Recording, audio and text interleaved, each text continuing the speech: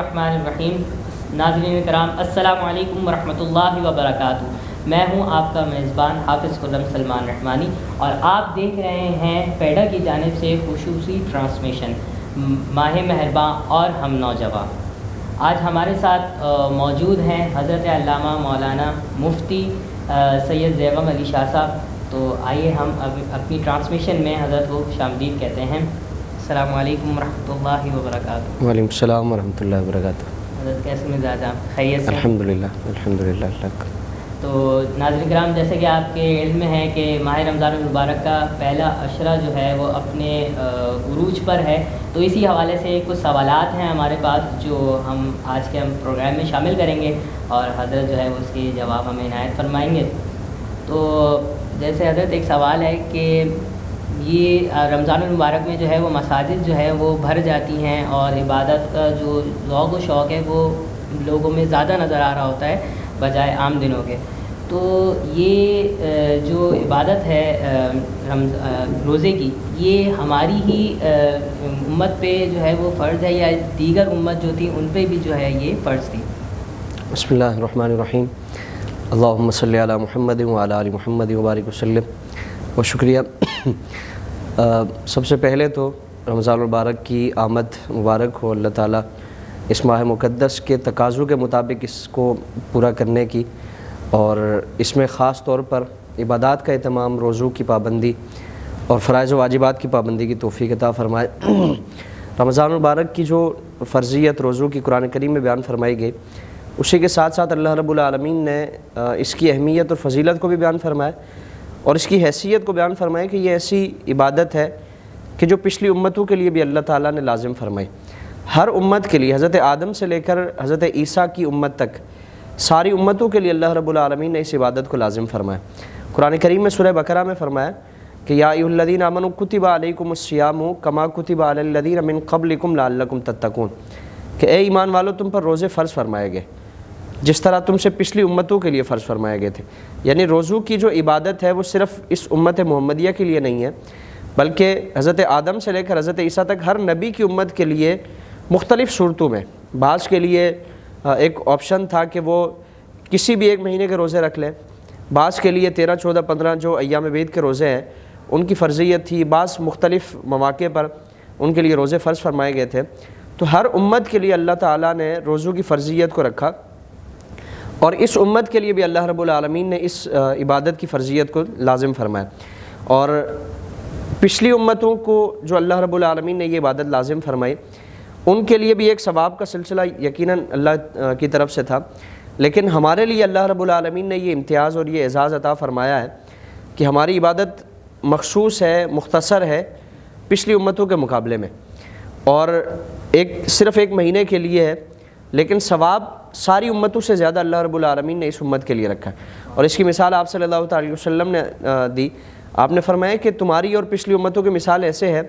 جیسے کوئی شخص فجر سے لے کر ظہر تک کوئی کام کرے، اس کو اس کی اجرت دی جائے، ظہر سے لے کر عصر تک کوئی کام کرے، اس کی اجرت دی جائے۔ فرمایا کہ یہ پچھلی امتوں کی مثال ہے۔ تمہاری مثال یہ ہے کہ تم عصر سے لے کر مغرب تک تم کوئی کام کرو یا مغرب سے لے کر عشاء تک تم کوئی کام کرو تو تمہیں تمہارے وقت کی قلت کی وجہ سے تمہاری اجرت میں کمی نہیں کی جائے گی۔ یعنی جن کو پچھلی امتوں کی مثال جیسے حضور نے فرمائی کہ فجر سے لے کر ظہر تک جو ان کو اجرت دی گئی، حالانکہ ٹائم زیادہ ہے، وقت ان کا زیادہ ہے، لیکن اجرت جیسی ان کو ہے، فرمایا کہ تم مختصر کام کرو گے، مختصر تمہارا دورانیہ ہوگا، لیکن اللہ رب العالمین تمہاری اجرت میں یعنی تمہارے ثواب میں کوئی کمی نہیں کرے گا، بلکہ ان سے بھی بڑھ کر اللہ رب العالمین تمہیں اس کی فضیلت عطا فرمائے گا۔ تو پچھلی امتوں کے لیے بھی اللہ تعالیٰ نے اس عبادت کو لازم فرمایا،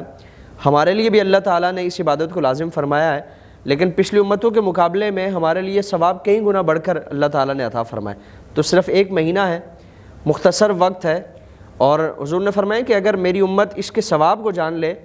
کہ روزوں کے اس مہینے میں اس عبادت کا اللہ کتنا ثواب عطا فرماتا ہے، تو فرمایا کہ پھر میری امت یہ خواہش کرے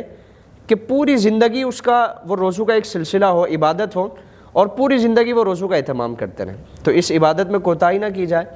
غنیمت سمجھ کر صرف ایک مہینہ ہے، پتہ ہی نہیں چلے گا اور فوراً ہی یہ ختم ہو جاتا ہے،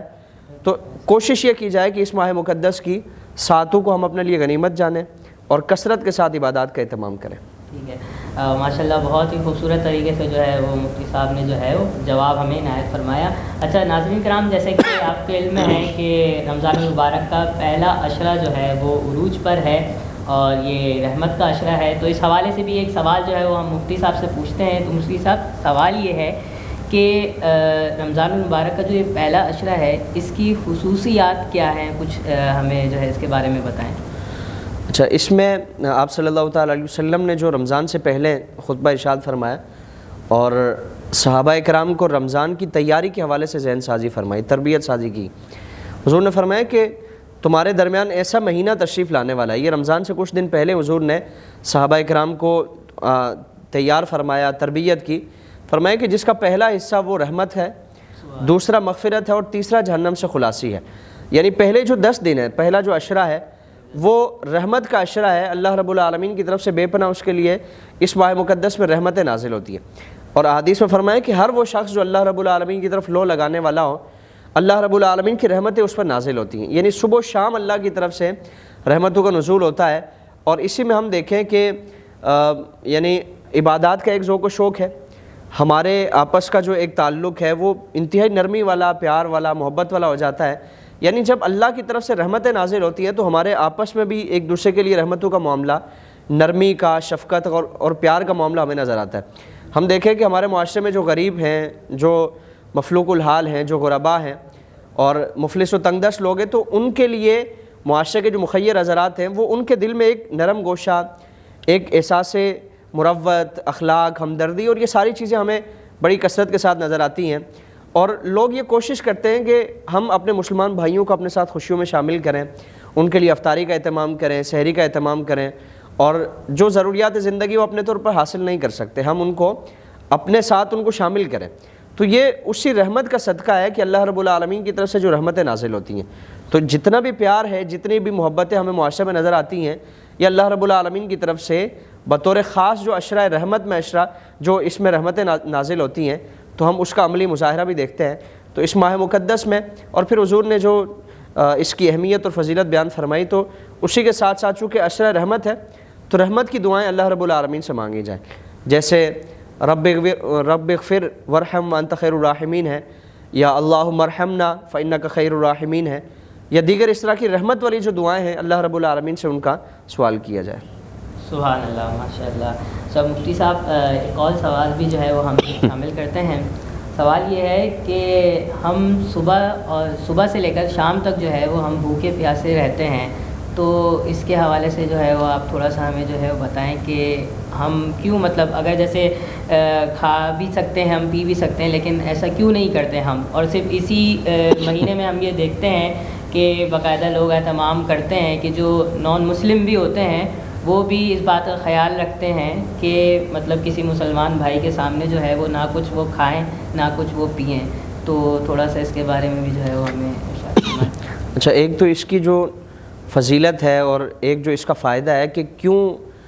ہم صبح سے شام تک ہم کھاتے پیتے نہیں ہیں، تو قرآن کریم میں اس کا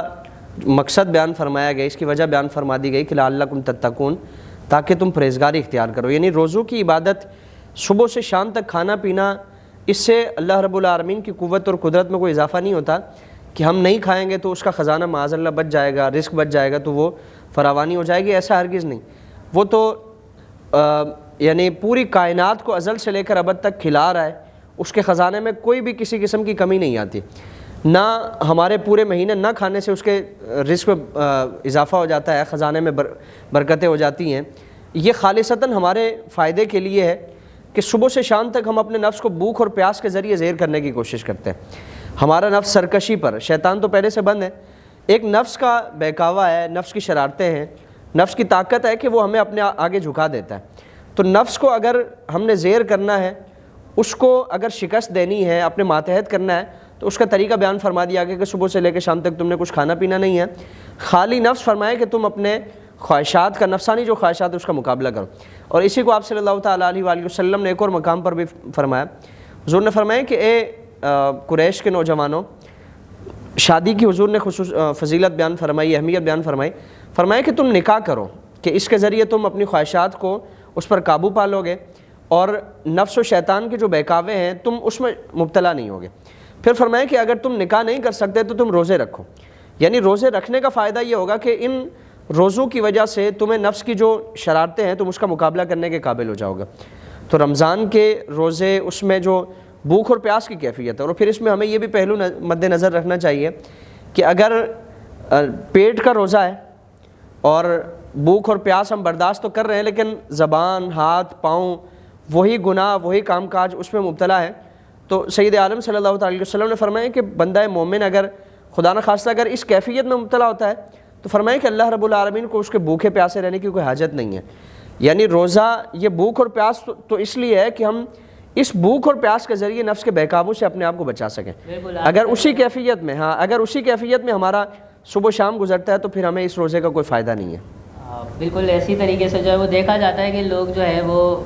سڑکوں پہ لڑ رہے ہوتے ہیں، جیسے آپ نے ارشاد فرمایا کہ جو ہے وہ اللہ تعالیٰ کو جو ہے وہ ہمارے بھوکا پیاسا رہنے کی جو ہے وہ کوئی حاجت نہیں ہے اسے، ہم جو ہے وہ اپنے لیے ہی جو ہے وہ روزہ رکھتے ہیں رب کے لیے۔ ٹھیک ہے، اچھا ایک اور سوال مفتی صاحب یہ ہے کہ ہم دیکھتے ہیں کہ لوگ جو ہے وہ سحری میں جو ہے وہ صبح مطلب اذان کا انتظار کر رہے ہوتے ہیں، اور جب تک جو ہے وہ کہتے ہیں کہ بھائی جب تک اذان جو ہے وہ ختم نہیں ہوگی نا، جب تک کیا مطلب سحری کا ٹائم جو ہے وہ اینڈ نہیں ہوا ہے، وہ کھاتے رہتے ہیں، وہ پیتے رہتے ہیں۔ تو اس کے بارے میں بھی جو ہے وہ کچھ ہمیں عنایت فرمائیں۔ اچھا، سحری کا جو تعلق ہے وہ انتہائی سحر کا جو ٹائم ہے اس سے ہے، یعنی روزہ آغاز جب ہوگا جب طلوع صادق جو رات کا اختتام کا وقت ہے اور صبح وہاں سے آغاز ہوتا ہے، اذان کا اس سے کوئی تعلق نہیں ہے۔ مثال کے طور پہ ہمارے ہاں آج کل اذان ہو رہی ہے کافی، یعنی انتہائی سحر کے کافی بعد اذان ہوتی ہے، تو اب اگر کوئی شخص یہاں بیٹھ جائے کہ ابھی اذان نہیں ہوئی میں کھانا کھا رہا ہوں، تو وہ اس کا روزہ یقیناً نہیں ہوگا، کیونکہ صبح صادق وہ طلوع ہو چکا ہے، صبح صادق کا وقت ہو چکا ہے۔ تو اگر کسی نے خدا نخواستہ اس انتظار میں وہ کھاتا پیتا رہا کہ اذان ہوگی تو پھر میں اس کا روزے کا اختتام کروں گا، جو کھانا پینا اس کا اختتام کروں گا اور روزے کا آغاز کروں گا،